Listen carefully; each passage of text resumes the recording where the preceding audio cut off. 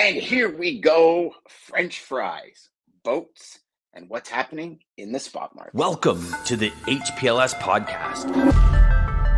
Live, relevant, and high performance information, conversations, and education weekly.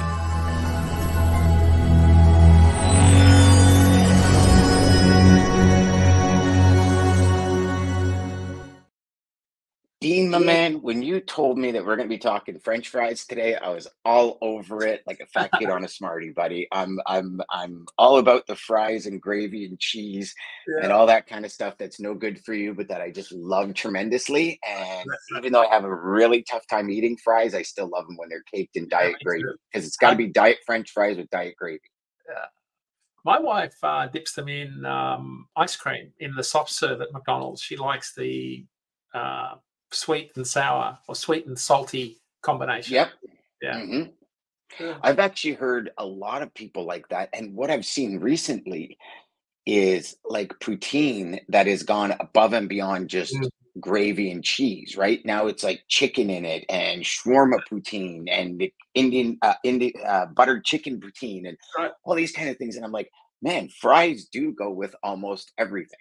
Well, McDonald's Japan have released fries with chocolate flavoring, chocolate sauce on top. Okay.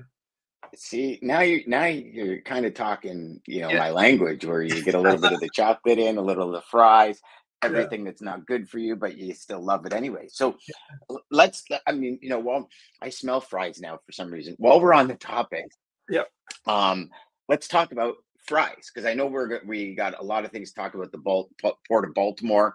Yeah.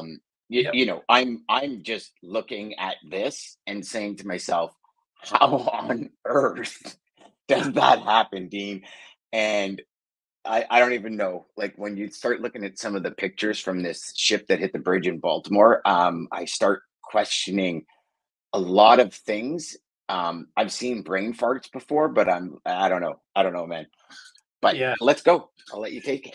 Yeah, one of the things we had in our weekly market update this week was a piece on the French fry capital, self-proclaimed, I think, of the world, although that may well be justified.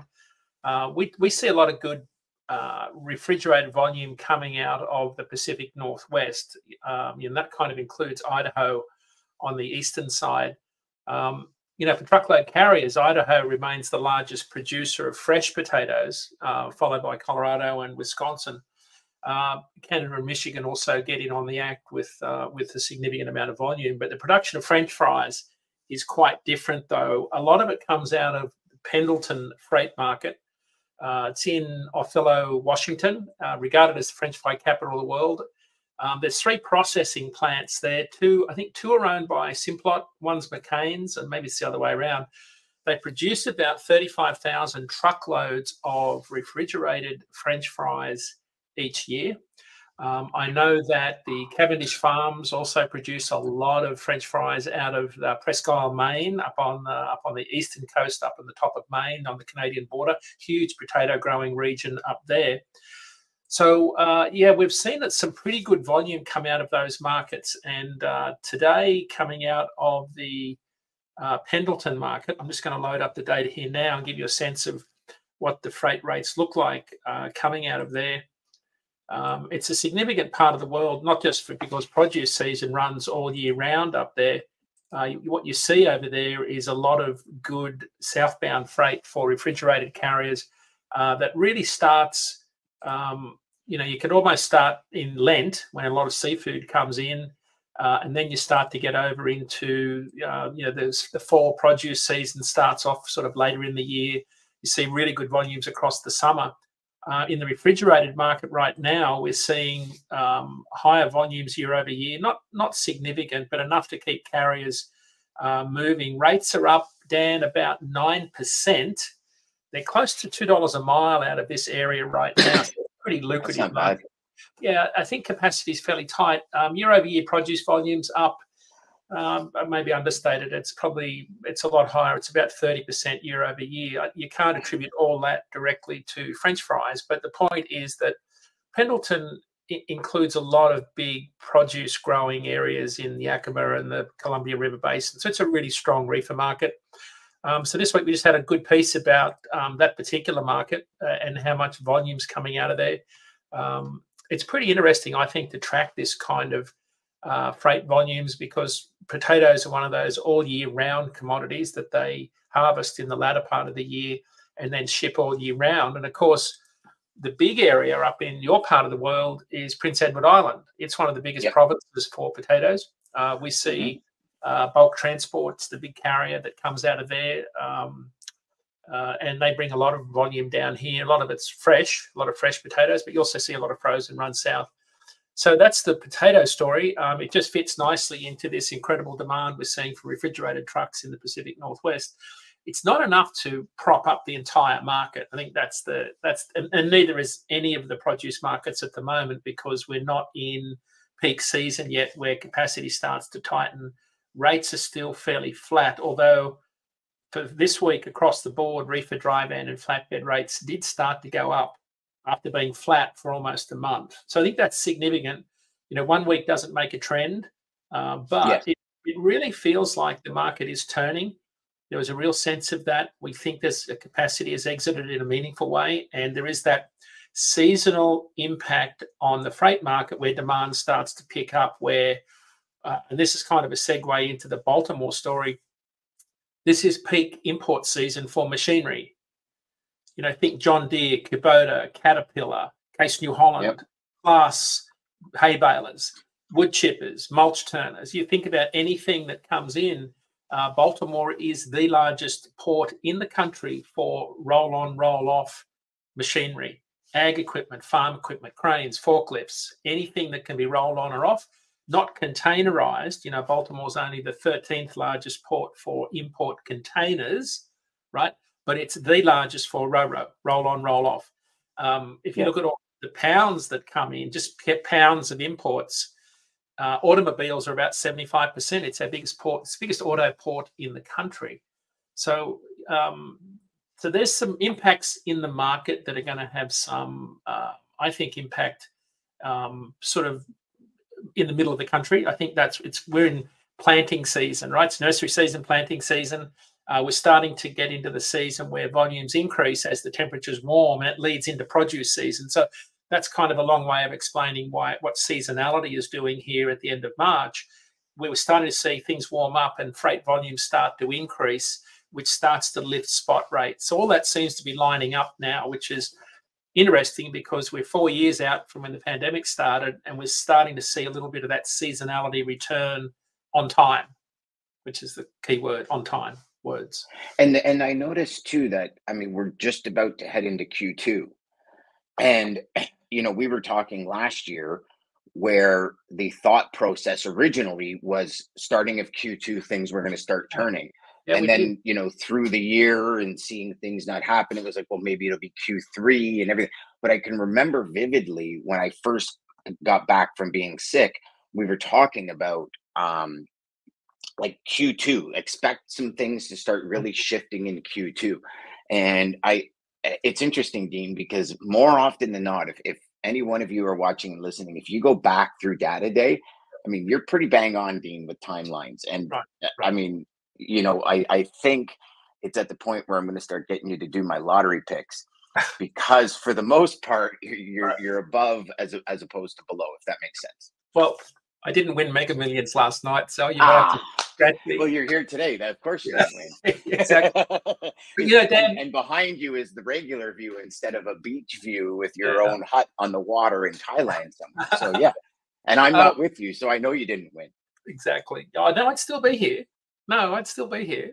I could, if I can dial in Thailand somewhere for a quick vacation where you don't necessarily have to work. I would call in anyway. If I can dial in from McDonald's on the Hume Highway in Australia, mooching off their terrible internet. Yeah, you can dial in from Thailand for sure. Yeah. So it's interesting. We theorized that this would be the time of the year that if anything was going to happen, it would, because of two things. One is what you just described, the seasonality and the lift in demand, but two, the exodus of capacity that's leaving the market. And while we're chatting here, I'll quickly pull up the latest numbers because I think they're very interesting when it comes to the number of carriers exiting the market. that we see each month, because we're the 27th of the month. So we've still got a couple of days of processing of carrier revocations to go. But Dan, the numbers so far, and they're trending much lower. I'll tell you what the numbers are. We had, wait till my system loads here. We had in February. So in February, it's loading up March. So January was a massive exodus. Yeah. So in February, I know it slowed down a bit. I think we were in the neighborhood of 2,300 as opposed to 8,000 in January, if I remember correctly. So 9,000 exits in January, and then we had 8,000 in February, and so far we've got 6,500. So in March. Yeah, so far, a few days to go, right? There's a few days of processing to go. So that if you look at the trend line, the black line, we're trending back up towards positive territory. But here's the important number in terms of net capacity in this 5% of the industry that always changes their authority status, that moves the capacity needle across the market. In January, we had a net loss of 2,600. In February, we had a net loss of 1,400. So far, our net loss is only 500. Yeah. So, wow, what a massive correction. So it's squeezing like this. There's fewer carriers joining, reactivating, and fewer leaving. And we're really trending back towards the long-term trend from 2013 all the way through to when the pandemic started in terms of the adds and subtractions each month. So just for those listening, this is these numbers we talk about here are the 95% of carriers don't change their operating status each month, but there's 5% where 80% plus hit the spot market. So all the carriers that move their status each month, they come into the industry primarily in the spot market. And it's those carriers that leave that moves the needle. Because if most of your capacity that joins and leaves is in the spot market, it has a far bigger impact on the spot market because it's only 15% of all the freight. Not much moves in the contract market unless a massive truckload carrier went out of business, right? Yes. That, when we talk about the spot market leading the contract market, it's the movement of this capacity each month that starts to move the overall needle. And we're just starting to see spot rates inch up ever so slowly. So going back to where we were 5 minutes ago, this is exactly when we'd expect rates to start moving up. Demand will improve, but I don't know that it'll improve along the lines of normal years because we've got a fairly soft freight economy and interest rates still haven't come down. So there's a few things there. And the question we've been getting is, will the bridge collapse in Baltimore move the needle? And nationally, I don't think it will, right? It's not a massive freight market impact like the pandemic was, right, where it affected the entire freight market or the whole country. This will be fairly regionalized and it'll be impacting, people for sure. I mean, it's worth talking about the geography, Dan. Why Baltimore, right? So why would you import-export out of Baltimore? I'll give you some stats. Baltimore is the largest inland port on the East Coast, right? So it's the largest port. It's got a third of the US population within 500-mile radius, a third of the US population. So where would they divert to? Norfolk, close by. Okay. Wilmington, Philly, maybe. So Ro-Ro's a little bit different, right? Because it's the biggest auto port. Most of the volume that comes in there on Ro-Ro is automobiles, farm machinery, tractors. If you can't get in there, Brunswick becomes another category. I think that's about 600 miles south, so that adds a lot of transit time. But Ro-Ro could go to maybe Philadelphia, maybe Norfolk, Wilmington, Savannah down the East Coast. So those diversions will happen there. So if you think about until they get this figured out, it could cause major challenges in all of those ports that aren't necessarily set up to handle the increased volume that would normally have come from Baltimore, right? So you're talking dray, you're talking OTR, you're talking warehouses, you're talking staging, you're talking, transloading containers. I mean, there's a whole bunch of things that can start happening in those regional markets, which could then also turn some of the truckload markets, because if something was normally coming out of Baltimore, now it's coming out of Philly. Right. it's So replacing equipment, right? yeah, so they're not, Baltimore is a top 20 freight market, but it's very high on the flatbed market. It's a top 5 flatbed market. And because March is peak import season for farm machinery, construction machinery, because we're in the season of building and growing and planting, there will be a direct impact on some regional markets, at that 3-digit zip code level. I don't think it'll be enough to move the national needle in a meaningful way, but you want to bet rates in Baltimore or other markets nearby will start to move as capacity has to be relocated. I mean, think auto hauling. If 75% of the imports, it's our largest auto port in the country for imports and exports. Think about the impact on auto haulers and the cost of new cars. Just when cars are coming down and dealers have an excess of inventory, suddenly we have a massive disruption to the supply chain of automotive parts and new vehicles. So I think there's going to be some impact on us there. But I think from our biggest impact, I think, notwithstanding the fact it's a big coal export and sugar import, Domino's Sugars say they've got 8 weeks of supply of sugar, so there's no problems there. But I think the biggest impact, Dan, is in planting season. Think John Deere in Quad Cities, Davenport, Iowa. Think Caterpillar just 100 miles south in the Midwest. So Illinois, Iowa. Think about the planting season and the Midwest corn planting belt, right? This is peak farm machinery, and those trucks, it's a direct line to that particular part of the world. It's a straight shot to out into the Midwest for all of those, all that farm machinery. Think about Caterpillar, John Deere, Claas, all the hay balers, Vermeer that make all the hay balers and the wood chippers. All of that imports comes into Baltimore, and of course they've got exports going out of Baltimore also on the same ro-ro ships. I think that's where we'll see some impact because March is the month. Now we are 3/4 the way through the month. So I don't know how much impact there will be, but the fact that March is peak import season for farm and construction machinery, I think there'll be an impact for sure. Now, to what degree, we don't know because there's a lot of slack in the supply chain. Demand is soft, right? So, and I'll use the analogy of when the Red Sea crisis happened and ships had to take 9 to 12 days to go around the Cape of Good Hope, right? There was already an excess of ocean capacity in the market, and that extra time was absorbed by the excess capacity. Yeah. The same. So you didn't really feel a huge pinch on rates or numbers or anything. Yeah. So think about this: when you take off out the bridge in Baltimore, you can go 695 north to 85 to 95 and 895 south. It adds another half an hour in off-peak time and maybe about 10 to 12 miles for a run to Atlanta. You can't just go south straight across the bridge.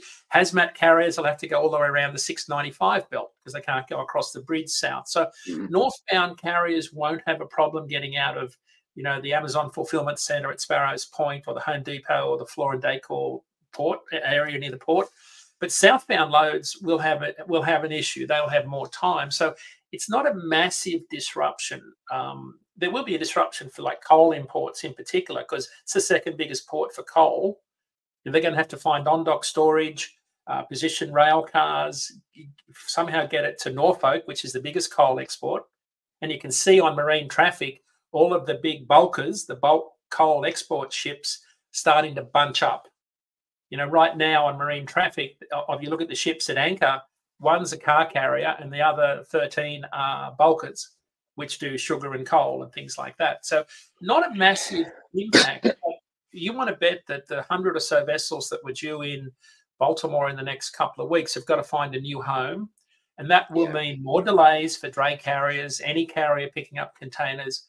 There'll be delays to the transloading location for those containers. And then there'll be delays, for a little while. I think this will take a month or so to work its way through the freight market and everybody to find a new home for their imports and exports while this port is, while they try to reopen the port, which is going to be quite a few months, I think, Dan. I think this is a pretty big deal. I was just going to ask you that because there's two things that I look at. I look at one is the dray carriers in Baltimore. Yep. If these ships aren't hitting the port anymore, are in a real tough spot because of with the freight market, how it's been with the lack of productivity for most companies, and now this, it's kind of like just kick me while I'm down even harder.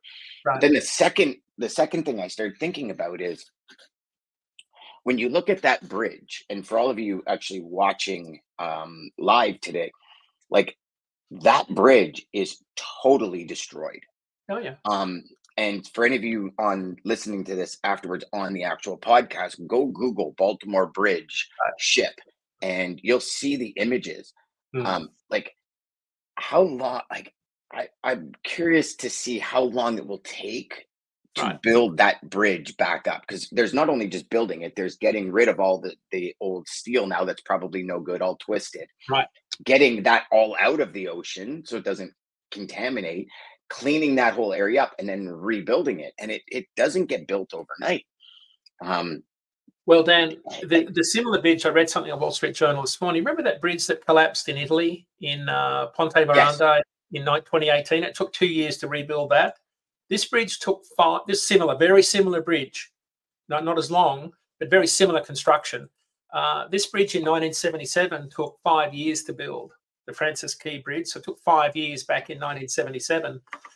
You're looking, I think, here at least 2 years to rebuild that bridge. But given the fact that the federal government are going to pay for the entire cost out of infrastructure funds, I presume, and the importance of this, we may see it happen even quicker. The Army Corps of Engineers may be able to rig up something temporary. I don't know. They're fairly creative, so we'll have to wait and see there. But rest assured, that port closure, there's 2 ships stuck in port. One's a bulk ship. I think the other was a car carrier, or maybe they were 2 bulkers. Not a lot of ships stuck in port. So, yeah, the ripple effects of this are going to be felt for a long time, both on the economy and on the import side and the auto side. and I would assume, Dean, and correct me if I'm wrong, but to reopen the port, it's just a matter of cleaning up that bridge so ships can come through. Well, Meaning the ships will still be. Do you think that they'll still push the ships through when the bridge is being built, or are they just going to shut oh that yeah, entire piece no, down to build it? they'll do it where they come from both sides, and the ships will be able to pass through. But the biggest issue is the debris is part of an ongoing NTSB investigation, right? So that Yeah, even so though they they're got to going to do the investigation before they start cleaning up, and every then da da da. every scrap of steel is part of the investigation. So they've got to get the big lifting barges in. That's going to take a couple of days. They've got to lift it out. It's got to be part of the evidence chain. And those big ships need about 50 feet of draft. It's not a whole lot deeper where that debris is sitting. So it's one of the deepest ports on the East Coast. Think Ever Given, right? The Ever Given pulls about 50 feet of draft. That's why Wilmington dreads their harbour, so they could bring in the big, massive 20,000 TEU container ships. So a lot of the East Coast ports have dug their ports deeper to bring in the bigger ships to compete with the West Coast. So it's a deep harbour port, and that debris is now sitting, and of course, so are the deceased, sitting at the bottom of the harbour, presumably. Yeah. So they can't just race in and magically cut up that steel and move it away, but they will do their best to try and open port traffic as soon as they can to get ships in and out. So that's going to be the Didn't whole. even. I feel horrible. I didn't even comprehend the amount of deceased. Do they know what the death toll is yet? They've said 6, and That's it. Oh, when you wow. look at so they were able, the Mayday call from the ship when it lost power coming out of the port enabled them to close the bridge either end. There were 2 cars that just made it across in the nick of time. But when you look at the flashing lights, the 6 workers that were on top of the bridge, you could see the flashing lights flashing. As the bridge came down, they slid down into the water. So presumably that's where the fatalities came from, were the road workers repairing potholes on top of the bridge. That's the real tragedy here, is they couldn't get them off quick enough. And when you think about it, Dan, big ships coming under that bridge are a normal occurrence at night. So it's not like you would have been sitting there working. It's just another night at 1:30 in the morning. Everyone's kind of tired, and like it's kind of fog when you work at night. You don't necessarily process things that quickly. But this happened, I think, pretty quickly and got out of control. They tried to drop anchor to steer it to the left. It went to the right. It's just a tragic sequence of events. But can you imagine if this was at 1 o'clock in the day? Imagine those big ships are leaving port at all hours of the day and night. So it's a tragedy of immeasurable, levels. But you know, and we're sitting here talking about the freight market, but there's a lot of human suffering going on right now, especially the families that have to wait all day to hear if their loved ones had survived or not. And of course, as we know now, they didn't. So that's Yeah, that's sad. That's sad. so Baltimore, I think you know, if we sort of bring it back to where our focus is in the market, I think we'll see some impacts in the farm machinery market. I think we'll definitely see some impact in the automotive market, Dan. I think that's going to be where we see the biggest impact, because if that's where most of our BMWs, Mercedes-Benz, VWs, Kias, you know, come into the United States on the East Coast, you want to bet that's going to cause some issues. Now, to what extent we don't know, because we know that dealers had plenty of inventory. That's why they've been, you know, prices are coming down on the used side. So maybe this turns things around. I don't know. We're going to have to just wait. We're only 2 days out from this happening. Yeah. So next week, would we? You think you'd have numbers by next week as to what the final numbers were in March? So I'm looking forward to that, because, you know, sitting here with 3 days left with 500 carriers leaving versus exiting versus entering, like that to me is a really good sign, and I'm excited to see what this sign is going to bring for the freight markets moving forward. Well, Dan, this is 15 months of net capacity loss. So for 15 months, we were losing about 2,500 interstate carriers a month. That was the net loss. Normally, it sits just above zero. The average, if I had to average it, I would say to you, it's probably in the range of a net gain of about 1,000 carriers a month is the net going back 12 years. So we're heading back into positive territory, which again fits with all of what we hear in the market from carriers, and that is that there's a sense that there's light at the end of the tunnel. That's what we heard at Mid-America Truck Show last week, and that is that there are fewer trucks in the market. Things are starting to change, and we feel a little bit better about things. So it looks like the exodus of capacity has happened and is slowing right down. And the other thing we found was that there were a lot of carriers that were just hanging in there because they knew things would turn around. And of course, you can only hang in there if you know your operating costs and you're a pretty savvy operator. So that's what we heard last week. And you're very aware as to how long you can hang in for before it becomes mission critical, right? And you know, I'm speaking to a lot of people over the last little while, you know, looking at freight markets and selling and brokers and I mean, everybody's saying it's tough out there. Like it's a bloodbath. Yeah. And, you know, it's interesting because the average that I'm speaking to people and just asking, you know, like what's happening with numbers. I mean, we're talking 30 to 55% is the range that I'm getting, where companies are saying we're like 30 to 55% less profitable than we were, and sales are down 55, 60%. One company I spoke with last week, they were down 65% in sales. And I was like, wow. And he says, yeah, he says, and you know what he figured what one of the issues is salespeople freight was coming in. So they stopped doing what they would normally do. And they thought it was relationships, but in the end it wasn't. It was just a need, you know, a need for a truck. Do you have a truck? I'll give you business. And then as soon as the market flipped, that need wasn't there. And it's interesting. And I mean, I'm going to get a pulse of more people this week and through next week. But one owner said something to me. He said, you know, Dan, he said, I understand now. He goes, you know, when these things were happening and my team was making a ton of money, because I never thought about it. Right. He said, but now my first thought is, yes, shippers were using us, but the whole time they were using us, they were saying, these guys are ripping me off. Because he's called these customers. Yeah. And he said, you know, we're no longer doing business. And they said, no, I understand, but I needed you to move freight for me. But I felt your prices were just high because I had to pay it. So it really gave me a bad taste in my mouth. And I said, really? And he said, yeah. He says, I don't know how many people are calling customers that they used to work with. He said, but I'm calling them and asking them straightforward questions. And he goes, and the majority, he goes, over 85% of the ones I've called have said the same thing. Like I felt like I was taken advantage of. So I needed to get done what I needed to get done. So I used you. You were kind of this necessary evil at the time. But these suppliers that I'm still working with right now feel that they treated me better than just, okay, well, you're calling me, the price is now 12% higher. And Dean, this goes back to um things seen in the market in 2018 into 19. Like in the conversations with customers in 2018, our customers that I was dealing with, we had a 4.6%, so call it a 5% increase in freight rates. The majority of people saw 30, 40, 50, 100% increase in rates.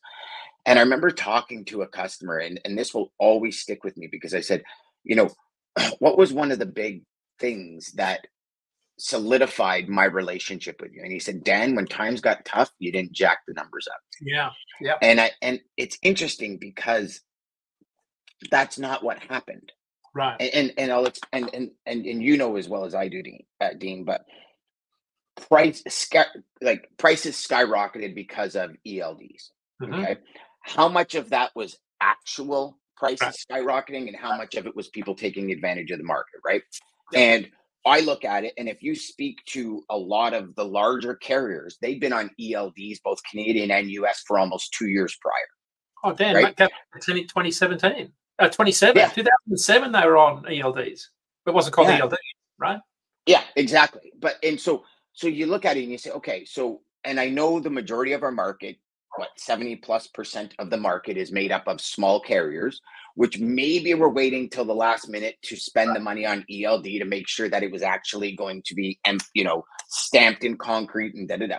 But the way the market flipped instantly, customers took that as, you're all scammers, you're taking advantage of a situation.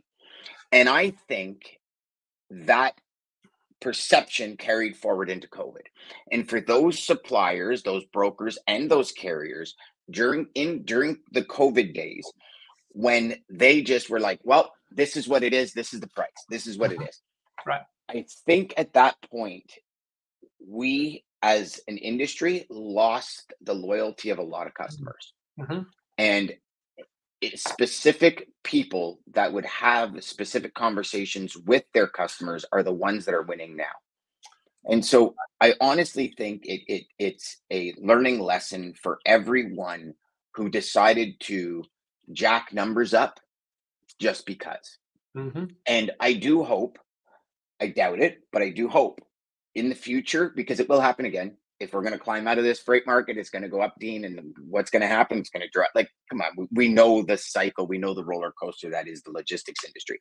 And so my message to all of you out there is keep it real, keep it like, have integrity, and don't just look at a paycheck. Because if you were during COVID just looking at a paycheck, charging more than you needed to, and now you're suffering, in my belief, that's karma, because your customers realize you were just in it for you, not them.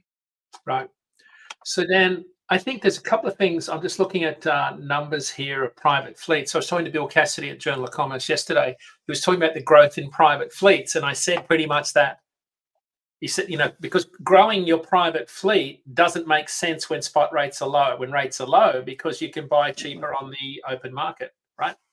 But I said to him, well, if I was a shipper and I'd been worked over during the pandemic, I would find it cheaper to buy 100 trucks than play the spot market volatility in the next 2 or 3 years, because I can control cost and service by increasing the size of my private fleet, which decreases the pie in the spot market overall. Now, on top of that, you've got high levels of routing guide compliance. Right, so if you think about where is my action going to come from, like the volatility in the market to move freight, this market cycle, we may see less of it because of all the things you've just discussed, but because there's so much capacity on the large truckload carrier side, they're accepting most of the loads that shippers are offering, and very few of it's falling out into the spot market for the non-asset 3PL side of it to be creative with. So there's all of these things are playing. I think that's one of the really good points you make, that this is the long-term effect of what the pandemic has done with shippers in particular. They have absolutely said, we had to pay 10x during the pandemic to move freight. Is it cheaper? Is it a long-term cheaper play for us to double the size of our private fleet? And I think the answer is 100%. absolutely. Yeah, and you know, and Dean, if we look at, like, I honestly believe, hands down, the pandemic taught people more than they've learned in the last decade in 2 years. Right. And what I mean by that is, if you look at how this all played out, right? 2017, going into 18, ELDs, prices skyrocketed. 19, prices dropped. 20, pandemic, boom, everything happened. Things went haywire. As a logistics manager, as somebody who is literally my lifeline, is making sure my product cost of shipping or to get the product to market stays in X window, right? I think they're sitting there saying, no, there's got to be a way better way, and let's explore it. And I think prior to even, you know, call it 2017, 18, it was almost, most companies were never thinking about private fleet, because then they got to employ drivers and they got to do maintenance and they got to. But now it's one of these things where, like, are we willing to keep playing this yo-yo game, or do we want to control our costs to a point where we can get it down to the fraction of a penny to get product to market? And I think this is the route that a lot of companies are going to go. Now, there's some companies, you know, that just would never be able to employ the fleet in order to get done what they need to get done. But if I don't know, I look at it and I say, I think customers, I think shippers, manufacturers have gotten a lot smarter, and now they've understood how much of an impact a volatile or haywire freight market can have on their bottom line. I really think the biggest lesson in COVID was that, and the biggest lesson in COVID for a lot of companies, the secondary lesson was, we do not need 3,000 people in this building. Right. I think those two lessons are paramount when we're talking about, like, what's the timeline that got us to here. And I don't mean to keep talking about COVID, Dean, but the fact is that what happens, our past leads us to today, right? So things that happen in our past create the future for us when we say, okay, we're now going to take control of this, right? And I look at it from a salesperson's point of view. The salespeople that took control of the market and had the conversations with their customers, salespeople I've spoke to that always, since the beginning of COVID, have done cost plus, literally showed the invoice to their customer plus a percentage for themselves, and we're not gouging, are skyrocketing right now. Yeah, of course. It's like these ludicrous discussions about price floors. You know, on the flip side, shippers would want price ceilings, right? Which is essentially what cost plus is. I've worked those contracts where you say, here's what my costs are, here's my margin, let's work together on it. But if you work in the volatile side of the market where there's excessive demand and you need to move things, that worked well in the pandemic. But for now, I think we're seeing a market rationalize itself. Like, you know, I think there's a real clean out going on both the carrier and the broker side. Unfortunately, it means that, you know, a lot of people are no longer in business, and that's the nature of a free market that we work in. It's the same in all the free markets the world over. I agree. So that's the news for the week, Dan. Sweet.